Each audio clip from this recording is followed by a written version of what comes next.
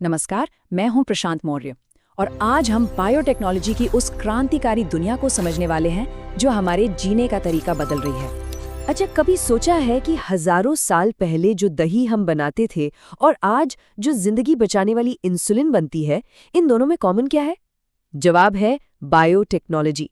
ये दोनों ही जीवित सिस्टम्स का इस्तेमाल करके इंसानों के लिए कुछ फायदेमंद बनाते हैं, लेकिन तरीके जमीन आसमान के फर्क वाले हैं। यूरोपियन फेडरेशन ऑफ बायोटेक्नोलॉजी हमें ये परिभाषा देती है। अब ये समझना बहुत ज़रूरी है, खासकर अगर आप नीट या क्लास 12 की तैयारी कर रहे हैं, कि इसमें पुरानी प्रक्रियाएं और आज की मॉडर्न जेनेटिक इंजीनियरिंग दोनों ही शामिल हैं। देखिए, यहाँ पर बायोटेक के दो अलग-अलग चेहरे दिखते हैं।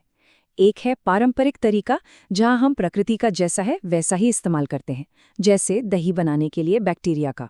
और दूसरा है आधुनिक तरीका, जिसमें हमारे पास जेनेटिक लेवल पर, डीएनए के लेवल पर उसे बदलने की, उसे फिर से लिखने की काबिलियत है। तो सवाल ये है कि मॉडर्न बायोटेक्नोलॉजी असल में काम करती कैसे है?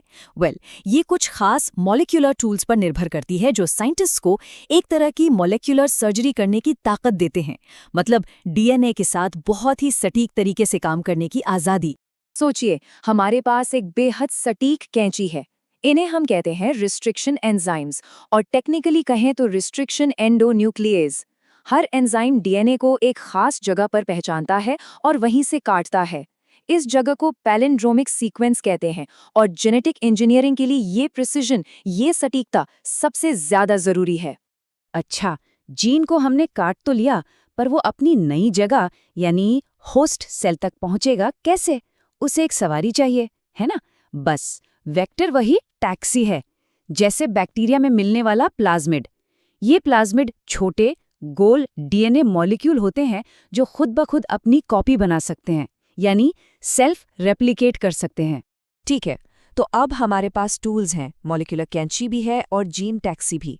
तो चलिए अब गहराई से समझते हैं कि ये सब मिलकर काम कैसे करते हैं।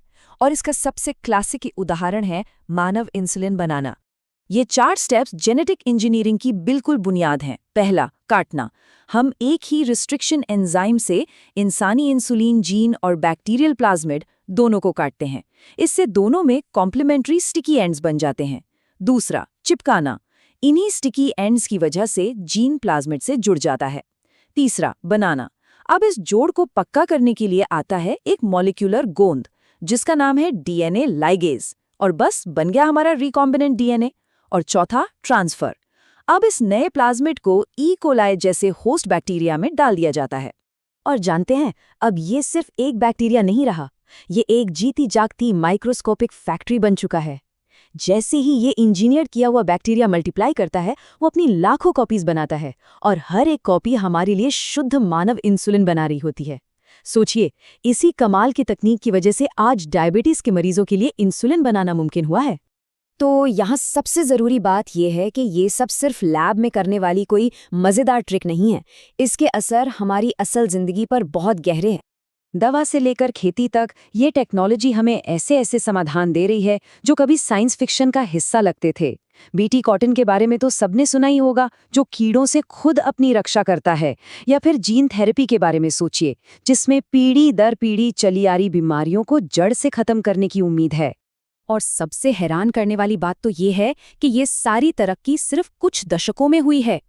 सोचिए, 1972 में पहला रिकॉम्बिनेंट डीएनए बना था, और आज ये हमारी जिंदगी का एक अहम हिस्सा बन चुकी है। तो संक्षेप में कहें तो हम सिर्फ प्रकृति का इस्तेमाल करने से बहुत आगे बढ़ चुके हैं।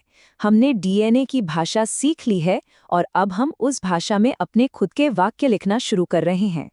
ये ताकत हमें मौके तो बहुत देती है, लेकिन इसके साथ एक बहुत बड़ी जिम्मेदारी भी आती है। तो अब सवाल ये है कि जीवन के इस कोड को लिखने की क्षमता के साथ हम आने वाले कल के लिए क्या बनाना चुनते हैं।